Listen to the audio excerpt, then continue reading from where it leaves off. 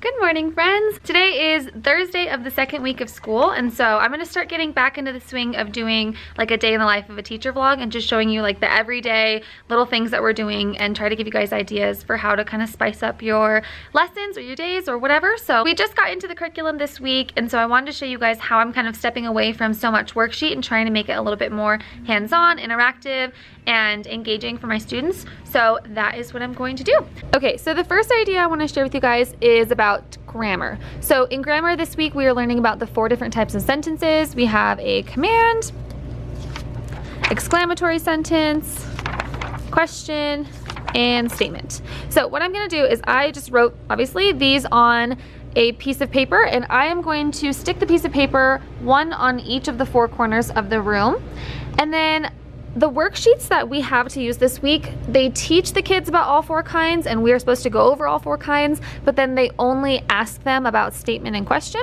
So I just found a worksheet that has all 4.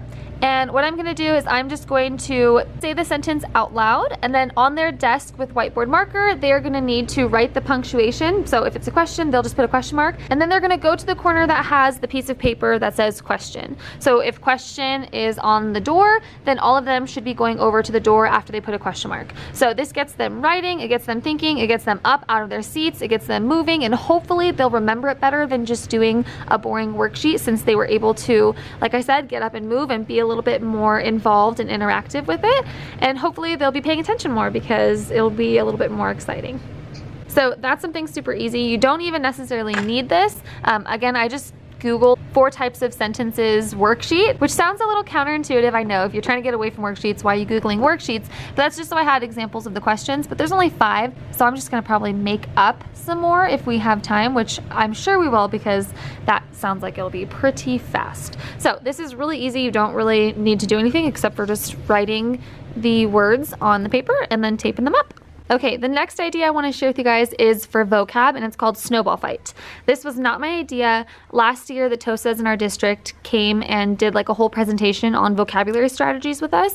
And so we shared as a school site, all the different teachers had different ideas, and we have this shared Google Doc where we have all different ideas for how to teach vocabulary in a more fun, engaging, hands-on way. And so one of the ideas that my colleagues shared was called snowball fight.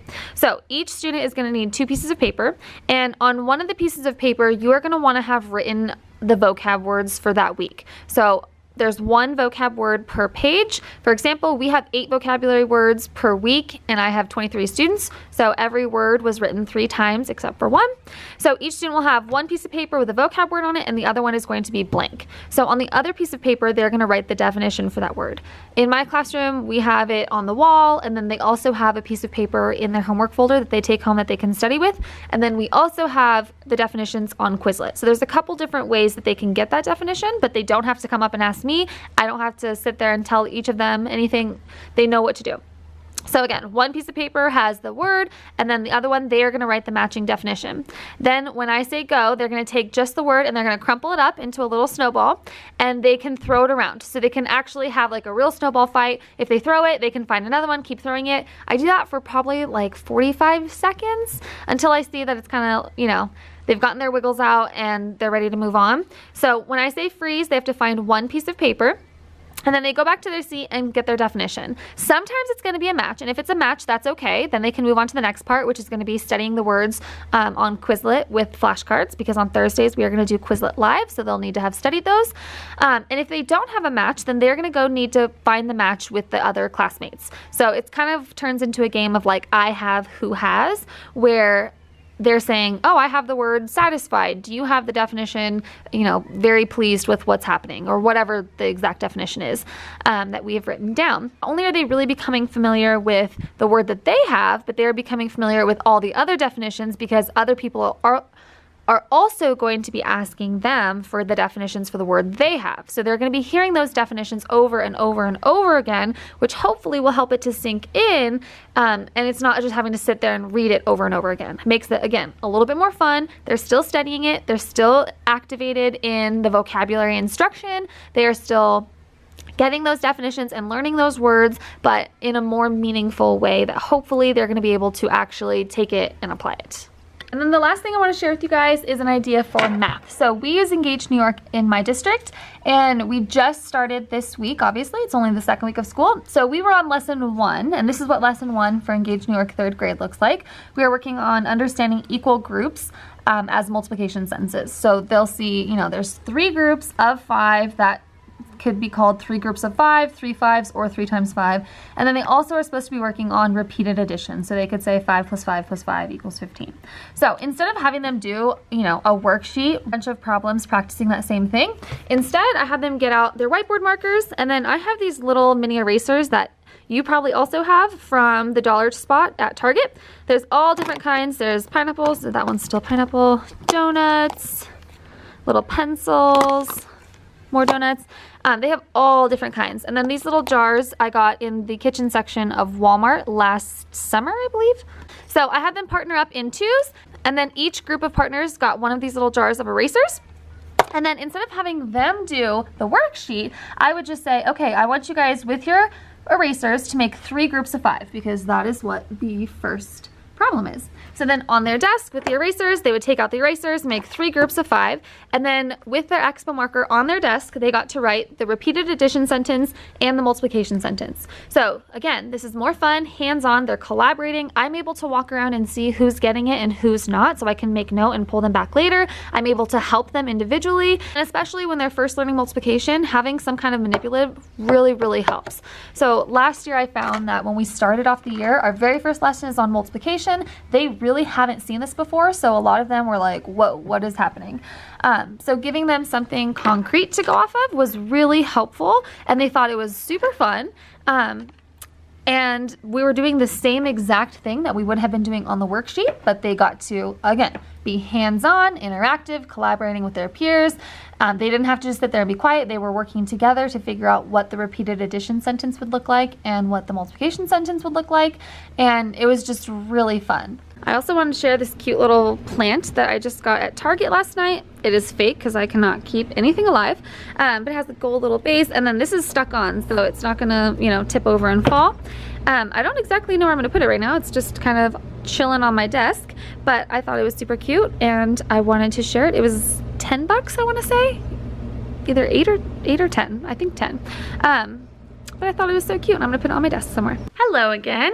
I am so sorry about the discombobulation between the last part of the video and this part of the video.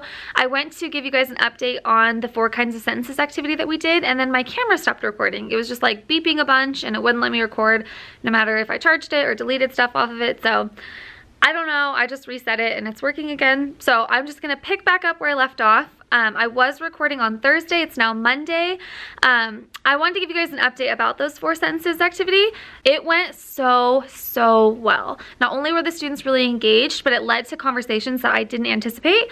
For example, some of the sentences, some of the students thought it was a command and some of them thought it was a statement. And so I had part of the class on one sentence, I had part of the class on another sentence, and instead of me telling them, oh, it's actually this, I let someone from the group be a spokesperson, so they got to decide who wanted to share out, and they got to explain it to the other team why they thought it was that type of sentence. So they were kind of like, not arguing, but just like giving their opinions back and forth. And then I forget what it was now because it was so long ago, but one of the students said something to, like the sentence was actually a statement, and the students that were at command were like, oh, and you saw that like light bulb moment turn on where they got it, and it was so cool because not only did those students get it from each other, but the student who was explaining it to them got to have that awesome moment where they did something that helped someone else learn better. So I thought that was really cool. It was really engaging. It was really quick too. I only ended up doing about 6 or 7 sentences, but I think it really helped them to build that foundational understanding of what the 4 types of sentences are, better than just doing a worksheet. And they got to be collaborative because they were talking back and forth. So a little part that I didn't necessarily anticipate was going to happen, but ended up being a really cool little added bonus to it. So I would highly recommend trying that. And then, as I told you guys, I ended up having a sub on Friday, and I just got here, so I haven't even looked through anything. So this is what the sub it looks like after a sub. This is pretty much how it was set up. She did an awesome job putting everything back the way it was. I'm just gonna kind of go through everything and then let you guys know what I'm gonna be doing. So these are my sub plans. At the end, I always have like a little space for the sub to write how it went. Students did really well today. There were no issues at all. Oh, good. Blah, blah, blah, blah, blah. She said one student was a great listener today. I'm not going to say their name for their privacy. She was on task and followed directions. All the other kids did as well, but she stood out to me. Okay, cool. And then apparently they had a rough time with the arrays. So I don't know if I shared this with you guys yet because it's so long ago. I'm so sorry. So if I already did, I'll just cut this out. But I don't believe I did. So they made little array city buildings. So basically what they were doing is the green part is the building, the little blue squares are the windows, and each of those represent an array. So it looks like they didn't really finish. And this is kind of done wrong. It's supposed to look like, I'm gonna cover this student's name with this. So it's supposed to look like this, where each of the papers is its own building, and then the windows make an array, and then at the bottom they're supposed to write what that array is, or what the multiplication sentence is. So this one would be 3 times 2 equals 6. But most of them, it looks like, did a bunch on one background. We were gonna build this all together on our math wall and put all the buildings up, but that's okay. But she said that they had a hard time because I told her to tell them that they had to do more than one row. They couldn't just do like 1 times 3 because that's really easy and they don't need to practice their ones. And she said that a lot of them did a row of 1 and then they had to add it on at the last second. So that's okay. This is our first time having a sub. It's our first time doing an art project like this. That's okay. We'll just call it a wash. No big deal.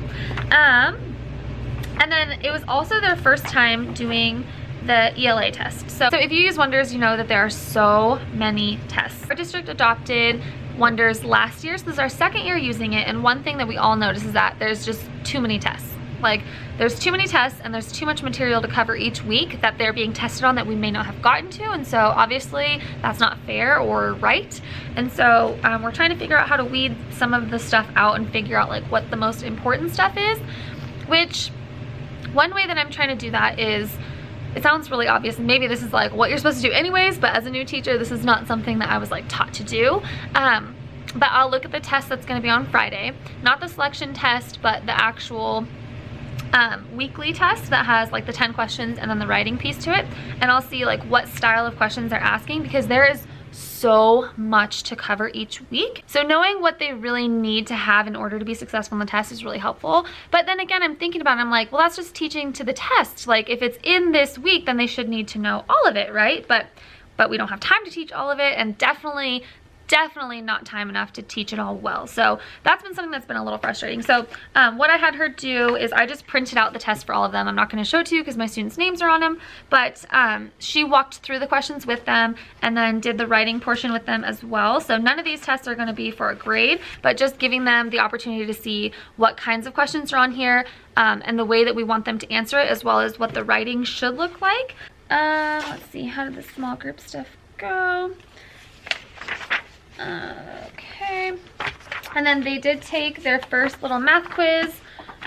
If you guys use Engage New York and you are not using Embark yet, I've mentioned this several times on here because it is just such a godsend. There are so many resources. There's videos for every single lesson. There's homework solutions. There's quizzes. There's everything. So we use the topic quizzes. It's not every week, but it's just every, like, for example, the first unit, the first topic is just 3 lessons. So we did those 3 lessons last week. They did their quiz on Friday, and then we have a flex day. So that means that one of the days is not a lesson, but it's kind of like a catch-up day. So we have Engage New York and Zern. So we do the Engage New York lesson with half the class. The other half of the class is doing Zern. Then we switch. That's every day. And then on Fridays, it's not always Fridays. Sometimes, depending on when the test is, it will be on a different day, but so far it's going to be on Fridays. That'll be our flex day where they have a chance to catch up on Zern. So they're either catching up on Zern, working on their quiz, and then any student who didn't understand the exit tickets each day will be pulled back for a small group. So that's what I had my sub do. So they went over the exit ticket based on the answers they had put on their little sticky notes. These are the ones that got it wrong. She went over it with them, and then I left a note for her for what to do with them to help them. So what I had her do is have them come back to this back table with their whiteboard and their whiteboard marker. And then she was using these little erasers to have them build arrays and then number bonds that match, because that is what we were working on last week. So they just did a bunch of different examples together, and hopefully that helped them understand it. So I need to kind of get this all situated here and kind of figure out what I need to do today based on what they finished on Friday. And I will pick you guys back up later to share with you some other things that I have to read. So I'll see you in a little bit.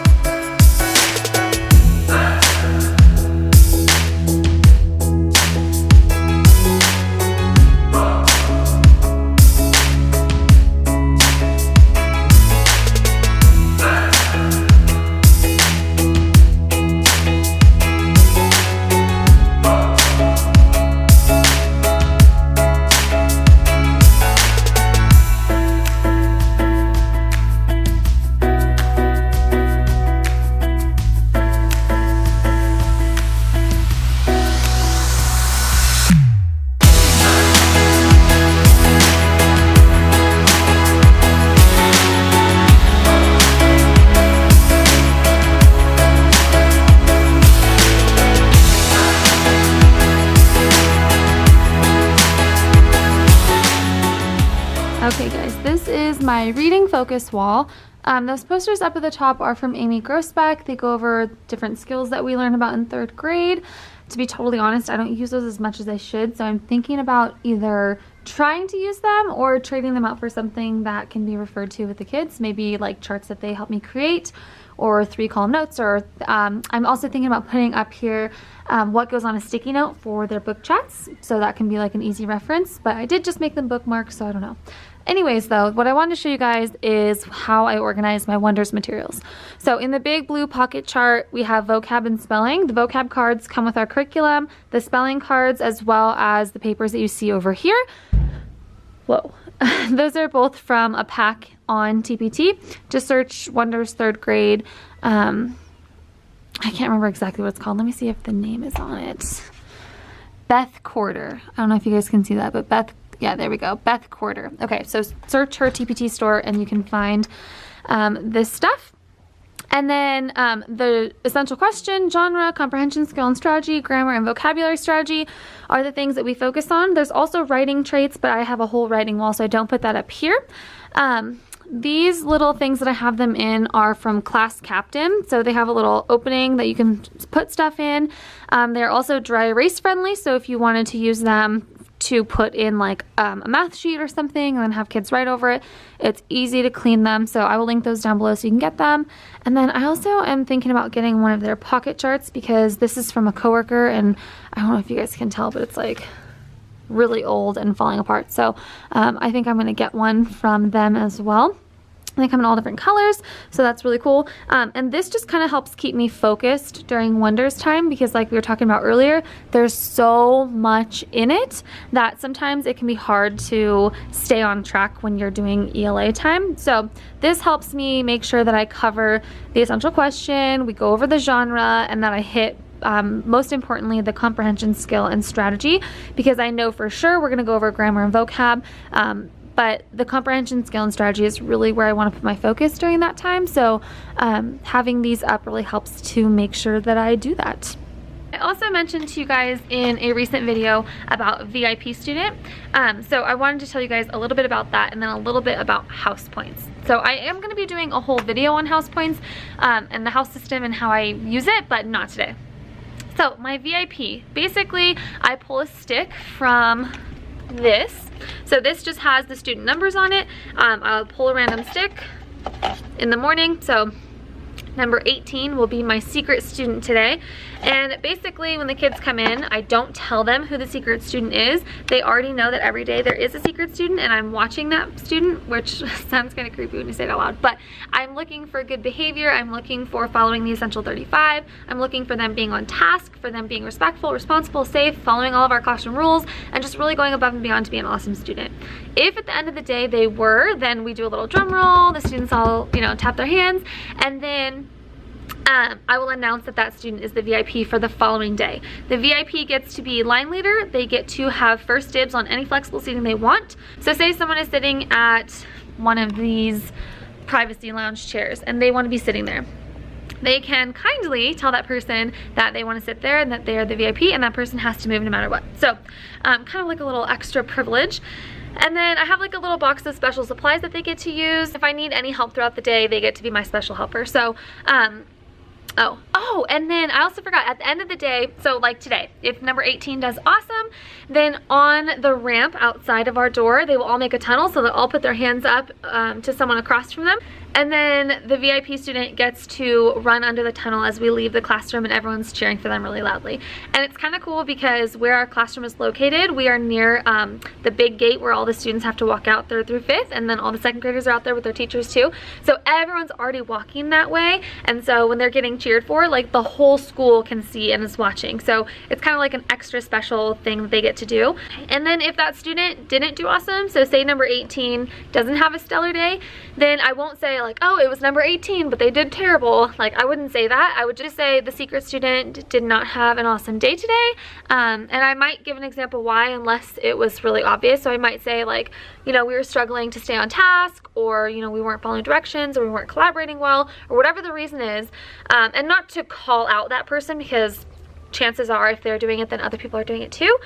But just to let them know kind of what we're working on, and then I'll just tell them we'll try again tomorrow. So that student never gets called out. Like, it's never like, oh, Jess, you didn't do awesome today. Shame on you. You know, it's just like, oh, there's not going to be a VIP tomorrow.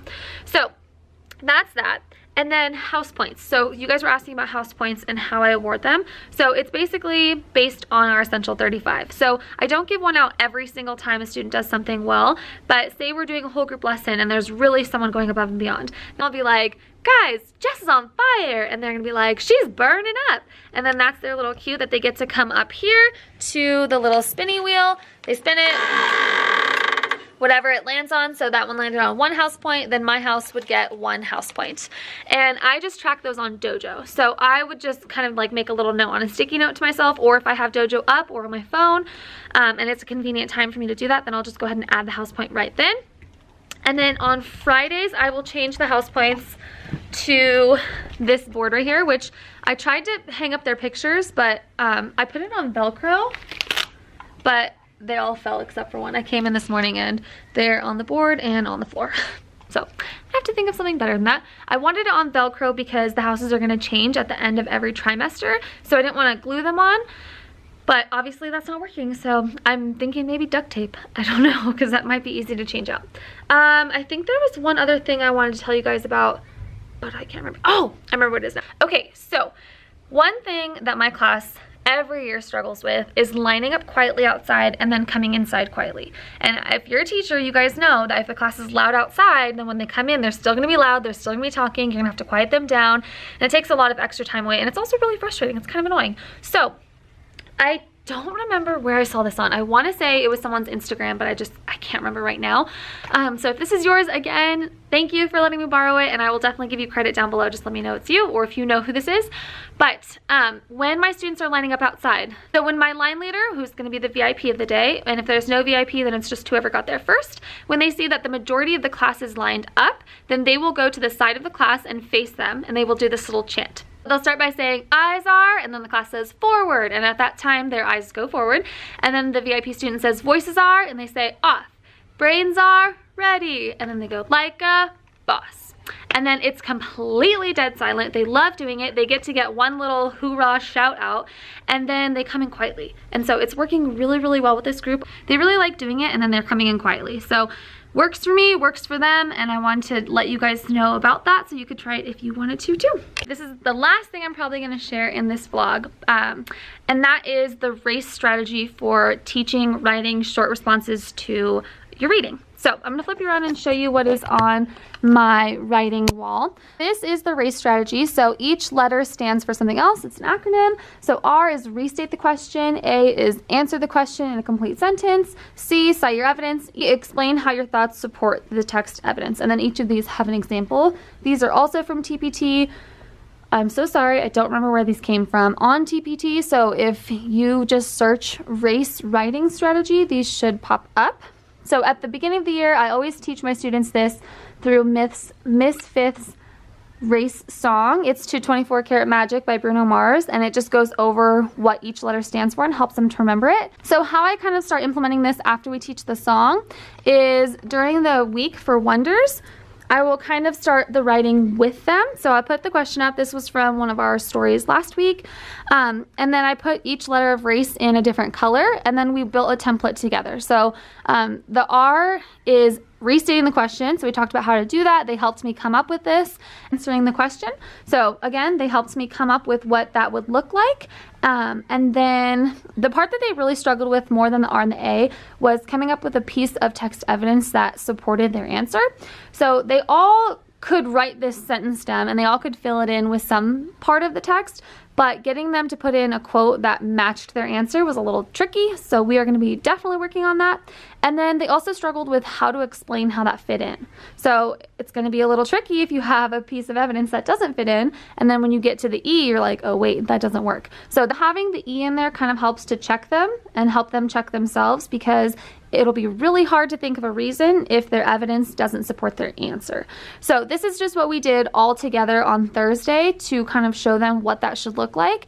And then also because a lot of their writing earlier in the week, again, this is the first week of curriculum, but still I was a little shocked that a lot of their writing was like barely one sentence, and it wasn't even a complete sentence. And I expect that when they are doing short responses that they have a whole paragraph. So that's a big change for them, and that's something that I want to ease them into by helping them and by modeling with them. But instead of just modeling for them and showing them what it should look like, I want them to help me create it. So that's what we did to start with writing. Okay, this is the very last thing I want to show you, I promise, and then I really have to put you guys down and get some stuff done. But I wanted to give you guys a little update on this table that I showed you guys in my classroom setup vlog and a couple other vlogs. But before, this little table was all the way back here in front of where the mirror is at. But my class decided that we actually liked it better up there. Well, first it moved from here to here, but then when kids were sitting down at that low table, and sometimes like when we're doing Wonders reading last week, I would be sitting on like the blue chair right there, and then I couldn't see them. And so one of our like class rules that when someone is speaking, you have to make eye contact. And so it was just kind of like an awkward place for it to be. And I didn't like that, like when you walked in, this table, which was right here, was like blocking that smaller table. It just didn't, the feng shui was off. So it went from back by the mirror, and then these tables were just scooted up into the middle. So my students helped me move it both times, and we decided that we like this a lot better. So now when we are in the living room area, aka doing whole group instruction, students can be at any of these front spaces that you see, including the black chairs and the desks behind the futon. And it actually, I have 23 students, so it fits them all perfectly. And a couple of you guys had questions about this, so they just bring up a mini whiteboard, and that's like, instead of a clipboard or something, you know, it's something that they can write on a hard surface. And so they bring that up with a pencil, or a lot of times we'll do things on their whiteboard with whiteboard markers. So they all have their own in their little Avid binder in their bins. And then anytime that they are not up here with me, they can pretty much sit where they want. So they pick a spot in the morning, and that's kind of like their home base. So that's where they leave their stuff at. But if they're working with a partner, they can go sit by them, or they can go sit somewhere on the floor, or they can sit in any of like the comfy spaces, like these big green chairs, or those two chairs you see over in the library, the little camping chairs, or they can come in the stage and grab, you know, a lap desk, a pillow, a kneeling pad, which they did not put those back correctly yesterday. Or then there's surf seats up at the front that a lot of them choose to use during different times. So I know it looks a lot different than, you know, some classrooms, and some people are like, why do you have so much stuff? But that's just what works for us. So I did mention yesterday in an Instagram post that I did realize after going full flexible seating last year, where I took out like half my desks, that I do need some kind of surface to work at. So right now I have 23 students, and I have 24 spaces with tables, including these big black chairs. And I feel like I'm getting a little off topic right now. I wasn't planning on talking about this, but when I'm looking through the camera and I can see all the desks, it just reminded me that one thing that I really kind of realized I need is a table space for all students. And it doesn't need to be a desk, it just needs to be some kind of surface that they can write on. And more importantly, that I can set materials out when I'm getting ready for the day and I want them to do certain things, and then also to put groups at. So one thing that I'm kind of considering for next year is making, instead of like having those rings of 3 tables, having the tables go back and forth, like one forward, one sideways, if that makes sense, because they're like a trapezoid shape, to make kind of like a table, like one big long table. So I'm gonna kind of play with that. I also think I'm gonna change my houses next year, and instead of doing 4 houses with 6 students each, I'm thinking about doing 6 houses with 4 students each. That way they can all fit better at different parts of the room, because when there's 6, it's kind of too much. I don't have any space where 6 students can all work, so anytime they're in their houses, they have to work at the floor. So this is kind of a long tangent that I wasn't planning on going on, so I'm gonna just end this here. I'm actually gonna end this whole vlog here. So thank you guys for watching, and I will see you guys soon for another video. Have a good day.